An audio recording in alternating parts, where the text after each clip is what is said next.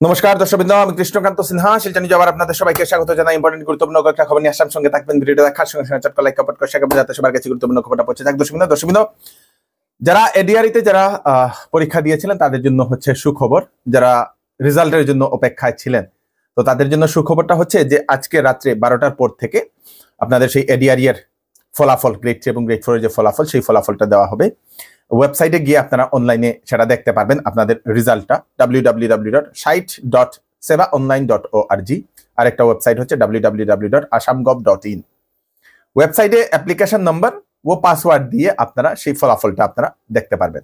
Sub ইন্সপেক্টরে যারা পুলিশে যারা আবেদন করেছিলেন ওনাদের রেজাল্টটা আজকে ওনারা দেখে নিতে পারবেন। আজকে ওনাদের রেজাল্টটা সেটা প্রকাশিত হয়েছে। দর্শকবৃন্দ, যারা যারা এখন সেই রেজাল্টের জন্য অপেক্ষা করছেন তাড়াতাড়ি আপনারা আপনাদের রেজাল্ট আপনারা একবার দেখে নিন। কাছাড় জেলার গণিরগ্রাম রাজ্যিক হাসপাতালে সকাল 10টার পরেও সেখানে ডাক্তার এবং নার্স উপস্থিত হননি।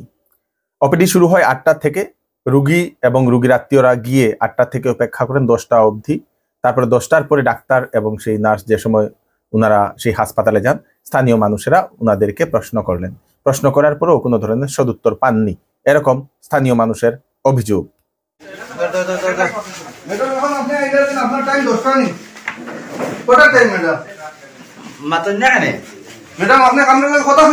বর্তমানে টাইম কটা বাজে? ঘড়ি একটা দেখো না।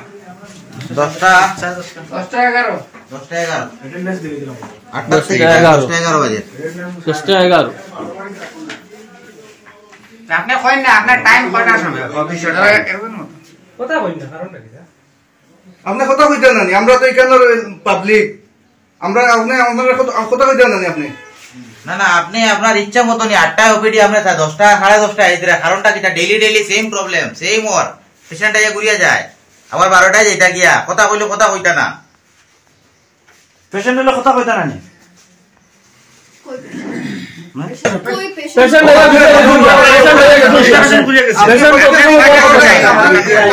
ম্যাডাম আপনার টাইমটা ওপিডি টাইম আপনি হাই প্রেসার পেশেন্ট লিয়ে পড়ুন। ওই আমার বিপি হাই হইছে, আমি পেশেন্ট হাই প্রেসার পেশেন্ট লিয়ে পড়। আপনার টাইম কয়টার সময়?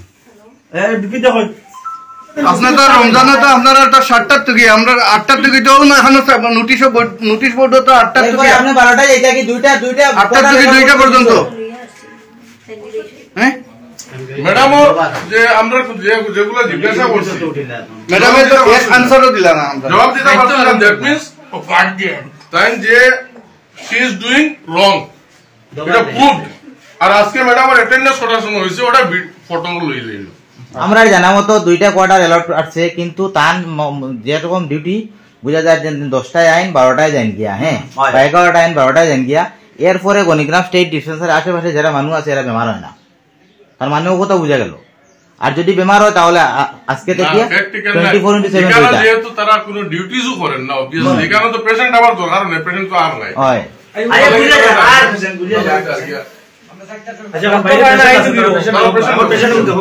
তার কোনো জবাব নাই ম্যাডাম। কেন এইবার আপনারা তৈরি থাকুন, কারণ গরম হবে বেশি। গরম গতবারের তুলনায় বেশি হওয়ার সম্ভাবনা, বৃষ্টি এইবার কম হতে পারে বলে এরকম আশঙ্কা প্রকাশ করা হচ্ছে। দর্শকবৃন্দ, সেরকম সতর্কবার্তা জলবায়ু বিশেষজ্ঞদের। বৃষ্টি কম হবে, তাপমাত্রা বাড়বে, হয়তো 50 ডিগ্রি পর্যন্ত আসামে সেই তাপমাত্রা পৌঁছতে পারে বলে এরকম অনুমান করা হচ্ছে। দর্শকবৃন্দ, গতবার তো আপনাদের 45-46 হয়েছিল, এইবার হয়তো 50 বাড়তে পারে বলে এরকম অনুমান করা হচ্ছে। কারণ বিগত কয়েক বছর ধরে এরকম প্রতি বছর তাপমাত্রা বেড়ে যাচ্ছে। তো সেই হিসাবে যদি চলে তাহলে এইবার পৌঁছতে পারে বলে এরকম আশঙ্কা করা হচ্ছে। তাই আগে থেকে আপনারা প্রস্তুত থাকুন, সেই গরমে কিভাবে থাকবেন আগে থেকেই আপনারা তৈরি করে নিন।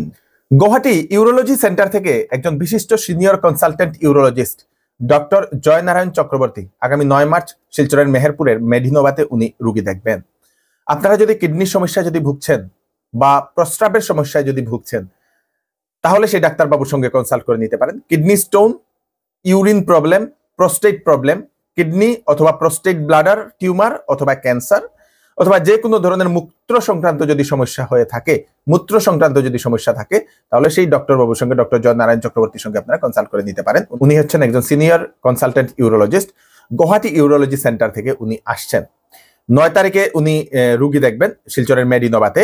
তাড়াতাড়ি আপনারা সিট বুক করতে পারেন। ফোন নাম্বার দিয়ে দেওয়া হয়েছে 8811090600। এই নাম্বারে কল করে আপনারা সিট বুক করতে পারেন।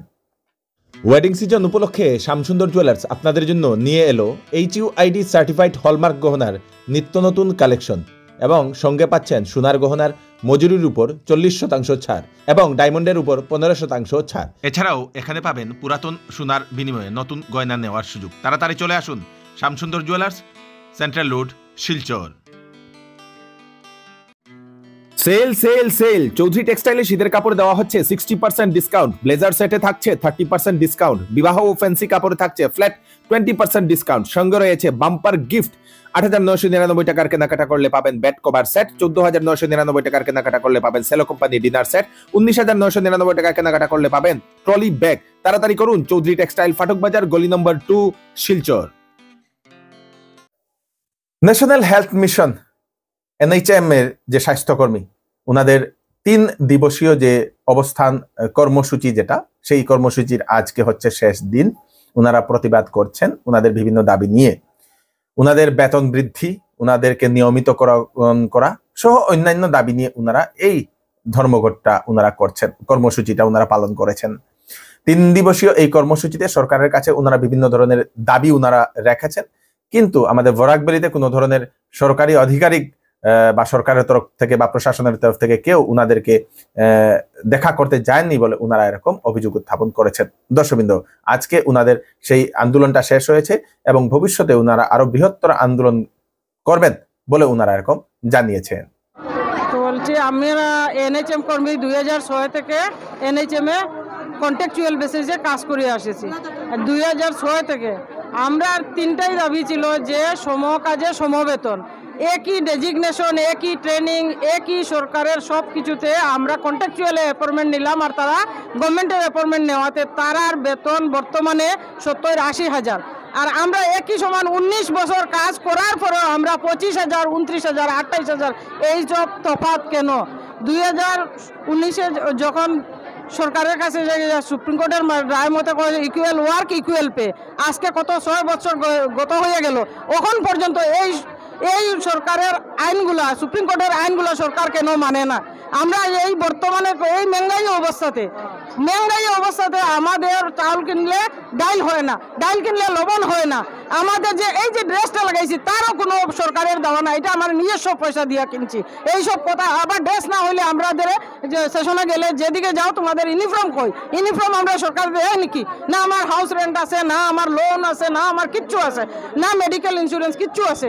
আমরা এই খাটের মানে বাসার কাজের মতো, বাসার কাজের মানুষেরও বরংশ এক বছর যদি কয়েক বছর কাজ করে তার একটা দয়া হয়ে কিছু করে। আমার এই সরকার আমাদের কোনো কিছু দেয় না কেন? আজকে আমরা সবাই একজুট হয়ে 3 দিনের অনশন ধর্মঘট করছি, পেন ডাউন করছি। আশা করি আজকে পর্যন্ত আমাদের যদি কোনো সৎ উত্তর না হয়, আমরা আগামীতে আমরা রাস্তায় নামবো, বৃহত্তর জঙ্গি আন্দোলন করতে বাধ্য হব। ইমার্জেন্সি কোনো কিছু আমরা সার্ভিস দেব না, সরকারকে জানিয়ে দিলাম। আগামী 9 মার্চ শিলচরে হতে চলেছে ডগ শো। আয়োজক ক্যানেল ক্লাব শিলচর। দেশের বিভিন্ন জায়গা থেকে কুকুর নিয়ে আসা হবে, প্রদর্শনী হবে টাউন ক্লাব ময়দানে বলে সেটা জানা গেছে। দর্শকবৃন্দ, আপনারাও সেই প্রদর্শনীতে আপনারা যেতে পারবেন, আমিও যাওয়ার খুব ইচ্ছা আমার, সেটা যাবো। দর্শকবৃন্দ, মিয়া বলা বা পাকিস্তানি বলা কোনো ধরনের গালি নয়, সেটা অপরাধ নয়, এরকম সুপ্রিম কোর্টের এরকম একটা বিচার। দর্শকবৃন্দ, সেটা আসলো।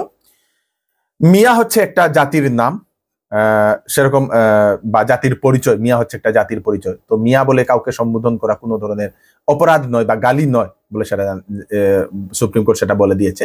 যদি কাউকে যদি মিয়া বলা হয় তাহলে হয়তো ওনারা মনে দুঃখ পেতে পারেন, কিন্তু মিয়া বলাটা কোনো ধরনের অপরাধ নয়। বা পাকিস্তানি বলা হচ্ছে একটা দেশের সেই জাতির নাম বলে, তো সেটাতে কোনো ধরনের অপরাধ নয় বলে সুপ্রিম কোর্ট সেটা জানিয়ে দিয়েছে। এরকম বললে মনে আঘাত পায় মানুষ, তো সেরকম না বলাই ভালো, কিন্তু কোনো ধরনের অপরাধ নয়। একজন ব্যক্তি একটা কেস দর্জ করেছিলেন, সেই উনাকে মিয়া বলে কেউ হয়তো বলেছিল, তো সুপ্রিম কোর্টে তার শুনানি হয়েছিল এবং অবশেষে সেই শুনানিটা, সেই রায়টা দিয়েছে উচ্চতম ন্যায়ালয়। দর্শকবৃন্দ, মিয়া বলাটা ভুল হতে পারে, কিন্তু কোনো ধরনের অপরাধ নয় বলে সেটা বলে দিয়েছে। এরকম কাউকে মনে আঘাত করে বলা যুক্তিসঙ্গত নয় বলে সুপ্রিম কোর্ট সেটা বলে দিয়েছে। দর্শকবৃন্দ, শিলচরের তারাপুরের মণিপুরি বস্তিতে বরাকভ্যালি চেম্বার অফ কমার্স নামের একটি সংগঠনের আজকে সূচনা করা হয়েছে। বিভিন্ন সরকারি স্কিম আসে বেকারত্ব দূরীকরণের জন্য, কিন্তু সেইগুলা সঠিকভাবে পৌঁছায় না। তো সেইগুলা নিয়ে উনারা কাজ করবেন বলে উনারা সেই সংগঠনটা আজকে বানিয়েছেন। আজকে বরাকভ্যালি চেম্বার অফ কমার্স আসাম আমরা গঠন করেছি। আমাদের মূল উদ্দেশ্য হচ্ছে যে আমরা জানি সবাই যে আজকে আমাদের দেশে সবচেয়ে বড় যে সমস্যা সেটা হচ্ছে বেকার সমস্যা, এবং বেকার সমস্যা সমাধান করার জন্য কেন্দ্রীয় সরকার তথা রাজ্য সরকার যে বিভিন্ন পদক্ষেপ নিচ্ছেন সেটা আমরা মনে করি যে সঠিকভাবে সঠিক জায়গাতে সেটা গিয়ে পৌঁছচ্ছে না, এবং যার জন্য সঠিকভাবে সেটার বাস্তবায়নও হচ্ছে না। তাই আমরা এই যে বিভিন্ন ধরনের প্রকল্প আছে সেই সব প্রকল্পতে যাতে বরাকভ্যালির বেকার যুবক এবং যুবতীরা যাতে সুনিয়োজিত সেলফ এমপ্লয়মেন্ট যাতে হয় সেটার লক্ষ্যে আমরা কাজ করব। একজন মহিলা, উনি শিলচরের রাঙ্গিরখাড়ি থেকে সেই ওল্ড দেবদূত পয়েন্ট একটা ই রিক্সাতে যাওয়ার সময় উনার একটা ব্যাগ উনি হারিয়েছেন, যেটাতে ছিল বিভিন্ন ধরনের মণিপুরি ড্রেস। উনার নাম হচ্ছে নিশা সিনহা, উনার বাড়ি হচ্ছে কাবুগঞ্জে। যদি কোনো সহৃদয় অটোওয়ালা বা ই রিক্সাওয়ালা যদি সেটা পেয়ে থাকেন তাহলে উনাকে আপনারা ফিরিয়ে দেবেন। 9864341741 এই নাম্বারে আপনারা নিশ্চয়ই, যদি আপনারা পেয়ে থাকেন তাহলে আপনারা ফিরিয়ে দেবেন। ত্রিপুরা রাজ্যের পর্যটন কেন্দ্রগুলোর উন্নয়ন ও সৌন্দর্যকরণের জন্য স্বনিম দর্শন প্রকল্পের অধীনে 150 কোটি টাকা বরাদ্দের ঘোষণা করেছেন পর্যটন মন্ত্রী সুশান্ত চৌধুরী মহোদয়।